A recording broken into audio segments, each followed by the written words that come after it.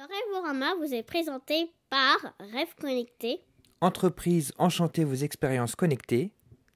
et Souvenirs Connectés. Écrivons et partageons votre histoire et vos mémoires.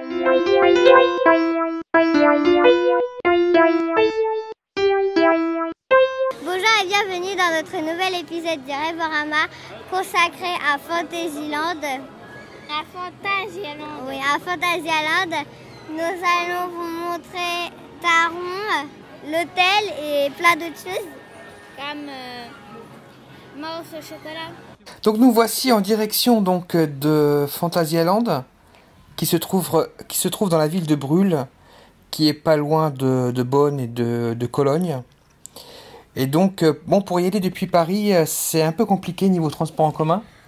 Oui, il faut prendre le train, puis après d'autres trains. Et puis leur transport en commun, il ressemble un peu au nôtre. Hein. Voilà, ça c'était le transport régional qui nous emmenait donc de Bonn jusqu'à Brûle. Et donc voici la gare de Brûle, donc une petite gare. Ouais, toute petite. Hein. Et donc là, ce qui est bien, c'est qu'il y a une navette, un shuttle pour Fantasyland, qui normalement est payant d'ailleurs, mais ils nous ont pas fait payer ni à l'aller ni au retour. Donc elle est passée gratuite, contrairement à ce qui est indiqué sur le site. Bah c'est bien. Hein. Et donc en une demi-heure, on peut rejoindre donc Fantasyland. Donc Fantasyland qui est un ancien parc, un peu comme aussi ancien que Efteling. Là c'est l'hôtel Afrique Matamba. Voilà, donc en fait, il y a deux hôtels principaux qui sont Matamba et Celui qu'on a pris. oui, Lingbao. Linbao. Et effectivement, nous avons séjourné au Linbao pendant 3 nuits.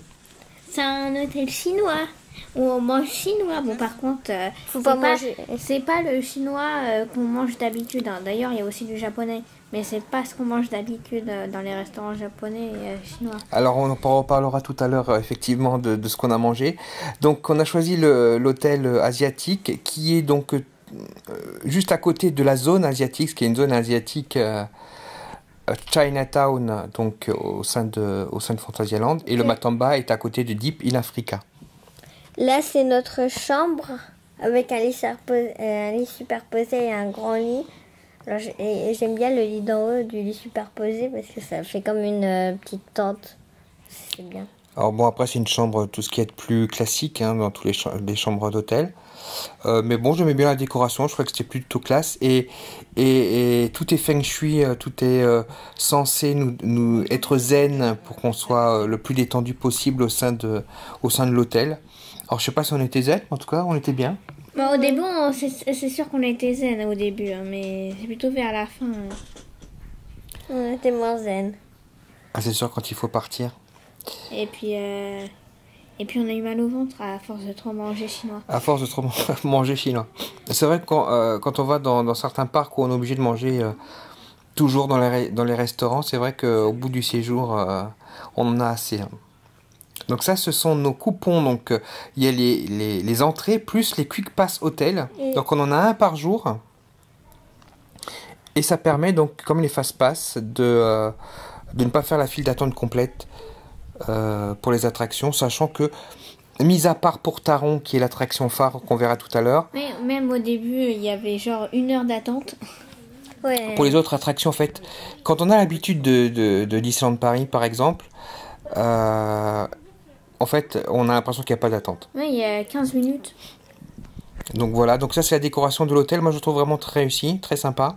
On y a passé beaucoup de temps. Alors c'est un parc qui est un peu différent des autres qu'on a l'habitude de faire. Déjà il est très dense. Il s'étend pas sur une grande superficie. D'ailleurs ils ont un problème de place. Pourquoi ? Et donc c'est un parc qu'on peut faire en une journée, même s'il y a beaucoup d'attractions. Et donc du coup, bah, comme il y avait du chemin et qu'on est resté quelques jours, on a profité beaucoup de l'hôtel. Et donc on faisait un petit peu hôtel, piscine, et puis des demi-journées dans le parc. Et puis c'est pas mal comme façon de faire, puisque ça nous a permis de nous reposer un peu. Et Ça, il y c'est a la piscine. Avec le dragon qui crache de l'eau. Bon, après, il n'y a pas de logique au fait qu'il crache de l'eau. Hein. Surtout qu'il est orange, donc... Alors moi je trouvais ça bien qui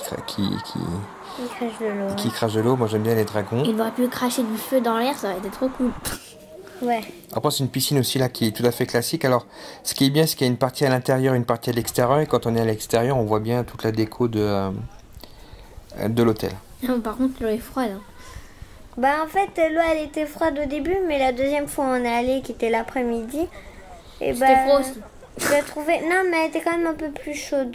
Ça c'est l'hôtel juste en face, le restaurant où on allait pour déjeuner et dîner. Où il y a des personnages. Et pour petit déjeuner aussi. C'est moi. T'as Lénore qui tente de nager sous l'eau. Voilà, comme vous avez vu, on s'est bien amusé. Donc il faisait bien beau, donc on en a bien profité. Je fais quoi là? Étoile. Ouais, bizarre mon étoile. Et ça permet de se relaxer, il y a des chaises longues si on veut en profiter. Ah oui, ça normalement c'est pour l'eau chaude, mais moi je comprenais pas trop le principe. Parce que l'eau a été chaude, mais ça l'est pas partout dans la piscine, enfin c'est un peu bizarre. Il a pas voulu y aller moi. Ah, là c'est quand on cherchait mes lunettes. Donc voilà, ça c'est donc le restaurant. Alors il y en a plusieurs, il y en a aussi à l'étage, mais nous on allait surtout en celui-là. Donc il y a plusieurs possibilités. Donc vous avez le petit déjeuner, bien sûr. Qui est le meilleur? C'est le meilleur parce qu'on trouve de tout dedans. Non, parce que moi je trouvais que le meilleur c'était le brunch. Ah oui, mais... D'ailleurs ils ont une offre brunch, bon on n'a pas profité puisqu'on a pris un séjour, mais où les Allemands peuvent prendre brunch et ils ont l'entrée du parc avec. Et dans le brunch, en fait, il reste encore quelques affaires du petit déjeuner et quelques affaires qu'il y aura pour le dîner. Voilà, c'est un peu un mélange entre le déjeuner et le petit déjeuner, comme son nom l'indique. Donc du coup, il y a le plus de choix. Sinon, globalement, bon, après, il faut s'y retrouver. On sait que pendant le brunch, les boissons, les sodas sont compris, alors que le soir, non. Bon. C'est très bizarre. On sait que le matin, il faut se servir soi-même. Au petit déjeuner aussi, c'est compris, donc bon, c'est un peu compliqué. Au niveau du choix, il y avait pas mal de choix, donc je pense qu'on pouvait varier un petit peu les plaisirs. Il y avait du choix par pays, en fait. Ouais, donc il n'y avait pas que chinois, il y avait aussi japonais, par exemple. Pastèque. Alors, quand même, j'ai été un peu surpris du choix proposé par rapport à ce qu'on a l'habitude de manger en France, en tout cas. Quand on va manger asiatique et chinois, notamment. Il y a beaucoup de sushis. Oui, là, leur sushi était minuscule, quoi. Non, alors déjà, pour finir ce que je disais sur le chinois, c'est pas exactement les mêmes plats, donc c'était assez différent, donc j'étais un peu surpris. Et pareil pour le japonais, du coup, il y avait quelques sushis, mais il n'y avait pas un choix extraordinaire. Mais sinon, la déco était sympa, on a bien mangé. Les meilleurs trucs, c'était les brochettes, qui étaient dans les espèces de boîtes de paille. Et puis le personnel était plutôt... Oui, il était accueillant, le personnel. Accueillant. Ah Oui, mais le soir... Et puis on avait les fortune cookies à la fin qui étaient très sympas. Et des Et ça, c'est le personnages. dragon avec lequel personne ne va faire câlin. Et si, pourtant on a fait Le pauvre câlin. était très sympa. Il faut pas le snobber. Donc en fait, il y a pas qu'une seule mascotte à Il y en a 5. Fantasyland. Et en fait, il y a un dragon par zone. Il y en a 4 ou 5. Oh, il y a plein de poissons, ça j'adore. Et donc, il y a des points rencontres pour voir ces dragons. On en Que a personne vu... ne va voir, ils sont abandonnés, c'est comme s'ils n'existaient Non, pas. t'exagères. Non, On c'est en vrai, a à vu part leur 3. peluche dans le parc... On en a vu 3. On en a vu un avec un loup géant, avec un cou géant. Ah oui, mais ça c'était en peluche qu'on l'a vu celui-là. Donc ça, c'est Non. l'entrée du parc de l'hôtel. Donc on rentre dans la zone Chinatown avec une petite boutique tenue par une petite dame fort sympathique qui ne prend pas la carte bleue, bizarrement. Donc du coup, ça nous a fait tout un sketch. Bah, elle est pas Ouais, parce française. Hein. En plus, elle donne pas de monnaie. Pas allemande non plus. Elle est bien d'Asie. Donc elle est venue juste ici avec sa boutique asiatique et Bon, elle est asiatique. elle parlait bien anglais, mais bon, il n'y avait pas de carte bleue, donc j'étais assez étonné. Ça, et pour la pauvre, c'est pas facile pour elle. Donc quand on rentre, on a quelquefois des petits spectacles de jonglage, d'acrobatie, donc c'est plutôt sympathique. Hein. Et donc dans cette zone Chinatown, il y a principalement, je dirais, 2 attractions. La Madhouse. Donc Fengju Palace, qui n'est pas une ancienne Madhouse, qui est plus récente que Villa Volta. Je suis très très étonné, parce que Villa Volta pour nous c'est le top. En termes de Madhouse, c'est à Efteling. Ouais, on n'a pas trouvé meilleur. On n'a jamais trouvé meilleur, pourtant il y a des Madhouse maintenant dans chaque parc. Et bien là, Fengju Palace... Bah, En fait, celle-là, elle est bizarre et on comprend vraiment pratiquement rien. À part que, en fait, si, c'est plutôt fascinant. D'abord, il y a deux projections de personnes. Il y a une fille et un gars.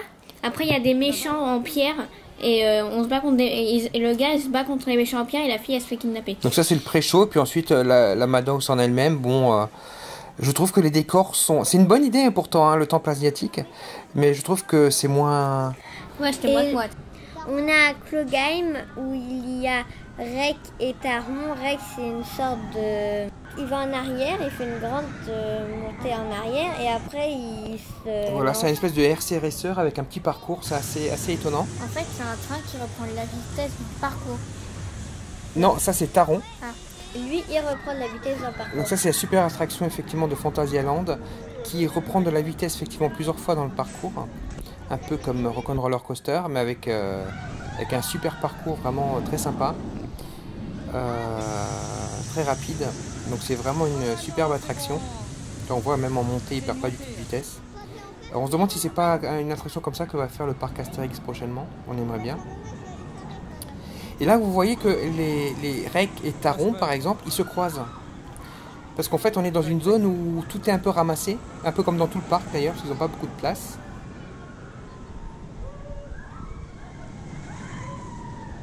Et donc là il y a une autre montagne russe qui est Colorado... Enfin une montagne russe. Oui, Colorado Adventure, qui est leur Big Thunder Mountain, on va dire. Qui est super. Qui est super, oui. Moi, je dirais quand même moins bien que Big Thunder Mountain.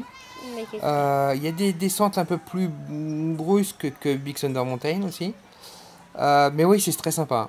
Vraiment, c'est à faire, c'est sympa. Et puis une petite boutique, parce que là, on est dans la zone mexicaine, du coup, pour Colorado Adventure, où on trouve un petit peu des produits du Mexique. Bon. Voilà, donc on continue notre petite visite. Donc avec des attractions aquatiques, notamment Chiapas, qui est le parcours de bûche. Il y a une grande descente. Où il y a une grande descente, effectivement. Et donc on se dirige vers la zone africaine. Et dans la zone africaine, il y a Black Mamba. Oui, Black Mamba. Quand on regardait la télévision à l'hôtel, effectivement, il y avait sans arrêt la pub pour Black Mamba. Et en fait, c'est un type Osiris en fait, voilà, où vous avez les pieds dans le vide. Bon, par contre, et vous faites des loopings, des inversions. Je pense qu'on ne le fera jamais.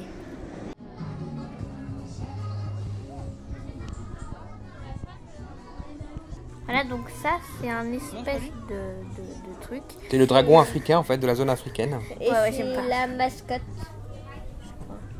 Moi je trouve assez sympa, bon après. C'est tout moche. Donc en fait il y a un peu une boutique par zone on va dire. Et voilà. Donc là on se dirige vers Berlin. Halte Berlin, donc je sais pas pour Halte, pour alternatif peut-être. Donc c'est un Berlin des années 20. Ah oui, mais le truc le plus bizarre dans ce Berlin, c'est qu'il y a des gens qui sont déguisés en personnes de l'ancien temps. Alors du coup, il y a des faux bébés dans des fausses poussettes et il y a des gens avec des casques. Oui, c'est un peu bizarre. Oui, les casques à pointe, tout ça. Oui, c'est... Enfin, je sais pas. Bon, j'aurais peut-être pas fait ça comme ça, mais par contre... là, on est vraiment dans la vraie entrée du parc et on a une espèce de Main Street, mais donc Berlin. Et la bonne idée, c'est que d'un côté, on a un super carrousel sur 2 étages. À 2 étages, et on n'en voit pas beaucoup à 2 étages. Et je crois qu'ils disent que c'est le plus haut, il me semble. Et puis de l'autre côté, on a des chaises volantes avec des fontaines. Et puis les décors sont vraiment sympas. On a vraiment l'impression d'être dans une espèce de Main Street. Et je trouve que c'est vraiment très réussi. Moi, j'ai beaucoup aimé. Par contre, l'entrée en elle-même, elle est vraiment minimaliste. Hein. Ouais, elle est trop moche. Mais quand on rentre, du coup, ça... Ah oui, ça change tout. Hein. Ça, c'est clair que ça en met plein la vue. Et si ça se trouve, c'est fait exprès. Parce qu'il faut dire qu'il y a plusieurs endroits dans le parc, on voit quand même, quand on est au bord du parc, on voit la route, on voit les rues. Parce qu'on est vraiment tout proche de la ville et d'ailleurs ils peuvent pas s'étendre, donc là, c'est un des problèmes. Et ça, c'est une sorte de petite attraction où on passe à des endroits différents. En fait, c'est une maison un peu En fait, c'est un faux hôtel qui on dirait qu'il a un sort, quoi, parce qu'il y a, par exemple, il y a des escaliers qui sont à l'envers, il y a des escalators qui sont à l'envers, pareil, donc là, on marche sur des assiettes. Et au tout début, il y a une roue, et alors, en fait, je suis tombée dans la roue, et je me suis fait mal. Je crois que c'est l'hôtel Tartuffe, et en fait, ça ressemble un peu aux attractions qu'on peut voir dans certaines fêtes foraines, où en fait ça mélange un petit parcours. Alors vous avez le labyrinthe de miroirs, effectivement la roue où tu dois passer, les espèces d'escalators inversés, enfin des choses comme ça. Et à la fin il y a un toboggan et je suis assez étonnée. Donc c'est assez original, je crois que c'est la première fois que je vois ça comme ça dans un parc d'attractions, dans un parc à thème. Oui, en fait c'est assez drôle, mais heureusement quand il y a un truc qu'on ne veut pas faire, on peut prendre un passage normal. Parce que parfois moi je ne pouvais pas me pencher par exemple sur le même chemin que vous. Et en fait c'est une attraction, on a failli passer à côté parce que c'est bien caché dans la rue donc, de Berlin. Oui, parce que en fait de loin on dirait un restaurant, quoi. Ouais, d'ailleurs on a failli se tromper et dire que c'était un restaurant. Donc voilà, donc c'est assez joli. Moi j'aime bien, c'est drôle. Et il n'y a pas beaucoup de parcours scéniques en fait, donc on peut considérer que c'est un peu un parcours scénique même si on est à pied. Donc on n'en a pas parlé tout à l'heure, mais dans la zone asiatique il y a une espèce de maison hantée dans des véhicules.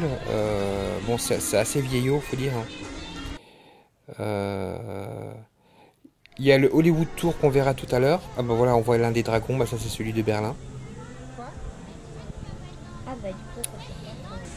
Il y a la Madhouse et puis il y a Mouse au chocolat. Oh, Mouse au chocolat.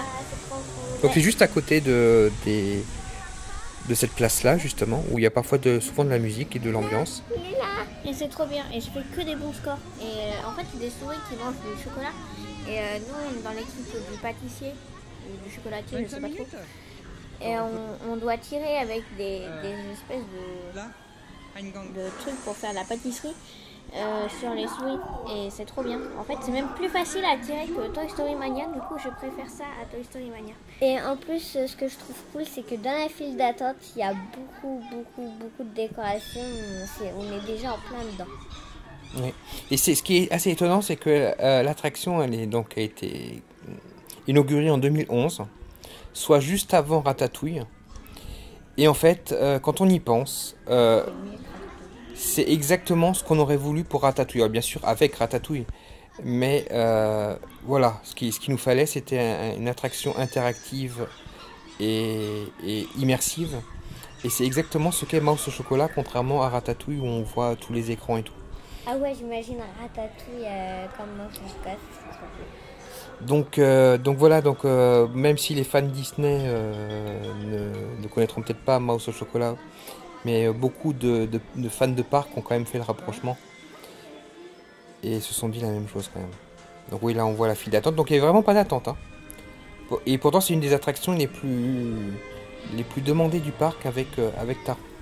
Oui, mais aussi la dernière fois qu'on a fait, il y avait tellement de files d'attente qu'on pouvait prendre en photo les recettes. D'ailleurs je me demande si c'est des vraies recettes.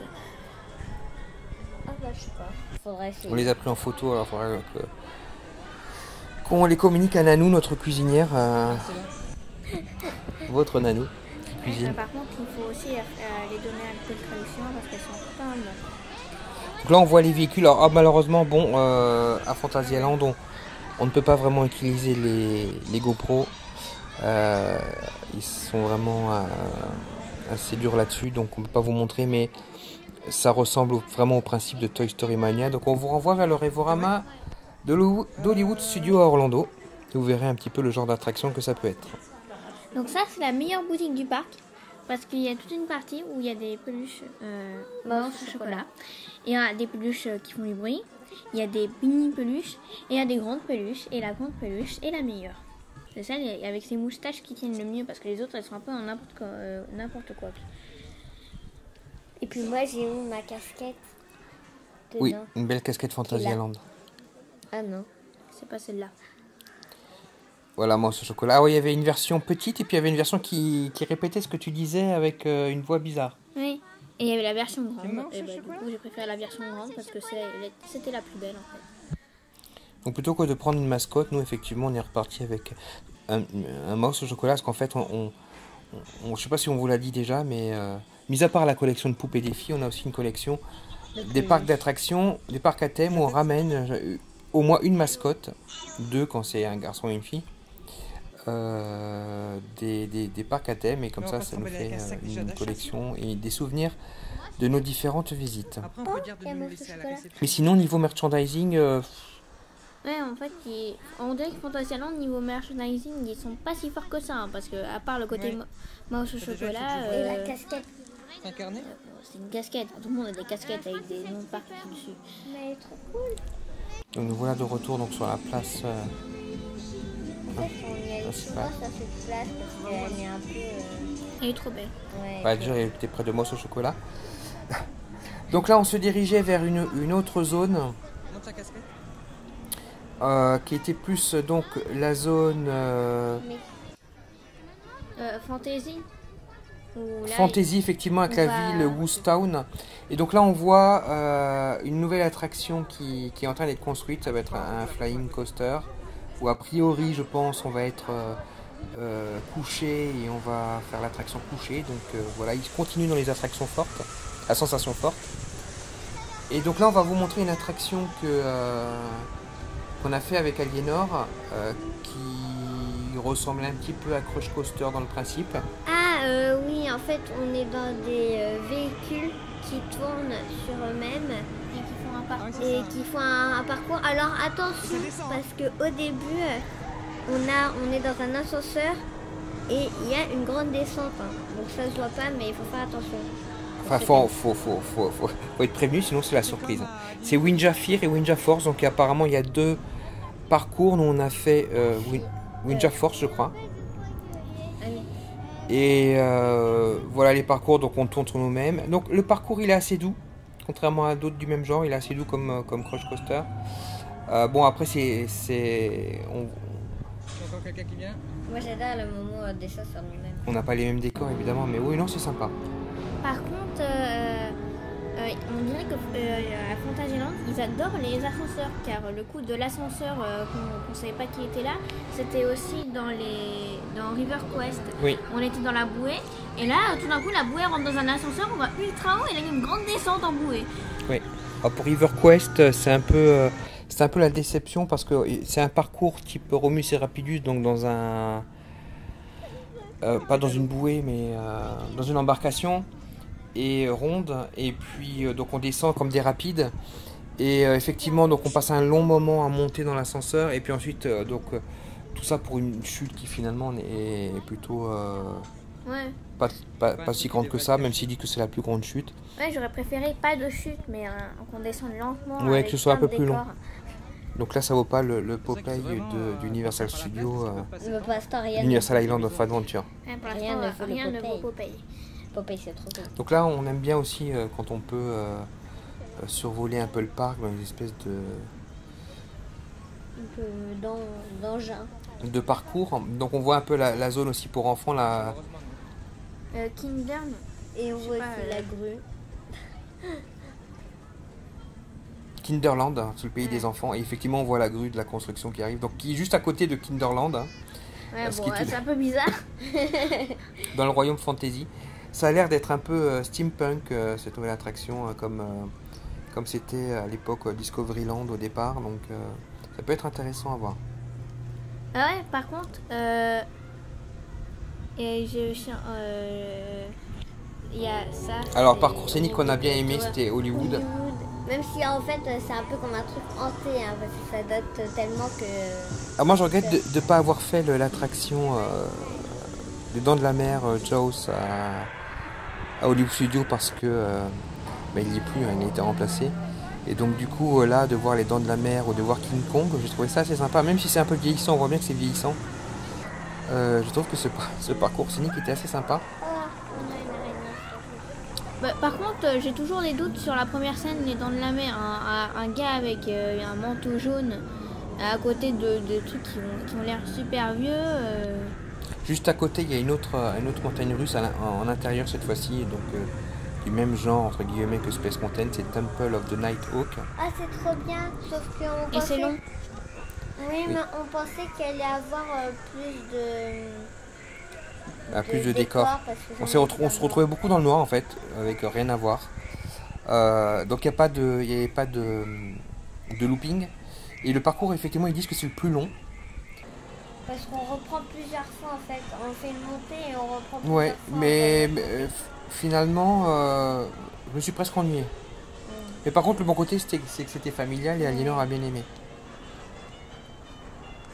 Donc là, c'est les attractions pour enfants, donc c'est assez classique dans ce qu'on trouve. Il y avait aussi un petit labyrinthe. Ah bon, par contre, heureusement qu'il y avait une entrée spéciale pour les adultes, car l'espèce de petit tunnel où même moi j'arrive pas à passer. Il n'y a que moi qui pouvais passer. Il y avait donc aussi il y a une partie du parc qui est un peu reculée, où il y a aussi donc une attraction où on doit tirer sur des cibles mais qui ne marchait pas. Ouais, Donc on faisait juste la visite. pendant tout le moment où on était là, ça marchait pas. Donc les lampadaires sont moins beaux que ceux d'Efteling, mais bon, j'ai bien aimé la décoration. Et donc du coup, cette zone un peu reculée est un peu vide. Donc je sais pas, c'est une zone peut-être qui pourrait construire ou reconstruire prochainement peut-être. Bah ouais, en plus, à un moment, j'avais presque l'impression de m'être perdue dans cet endroit. Ça manque un peu de...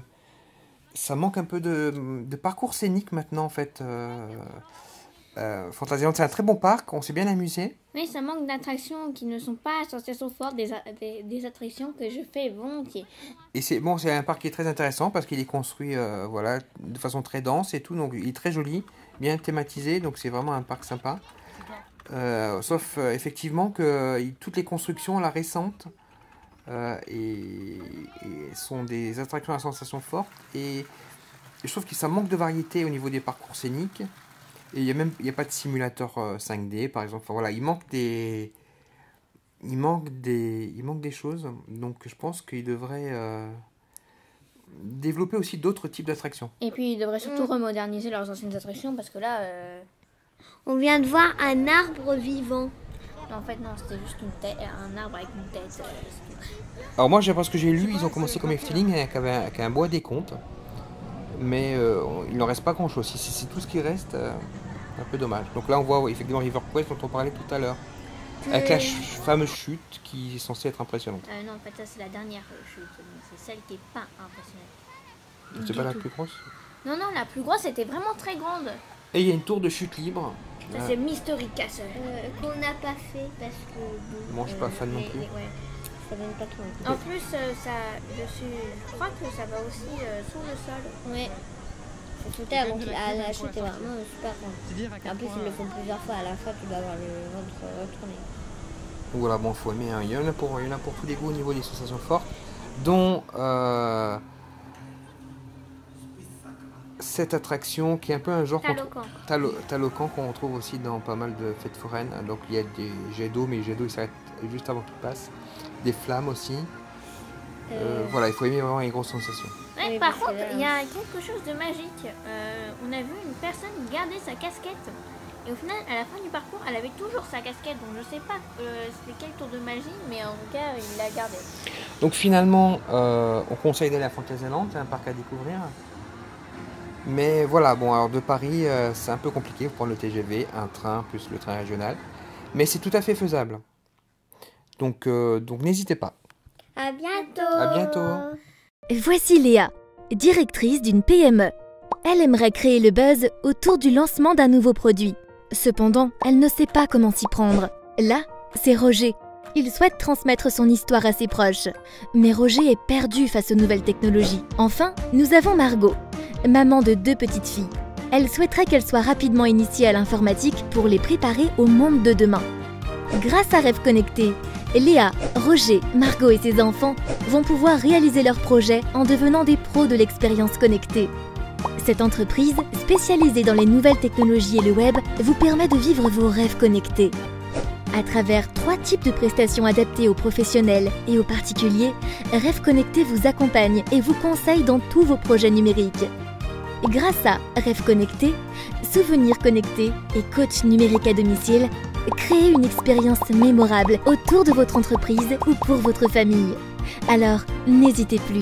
Contactez Rêve Connecté et demandez votre devis.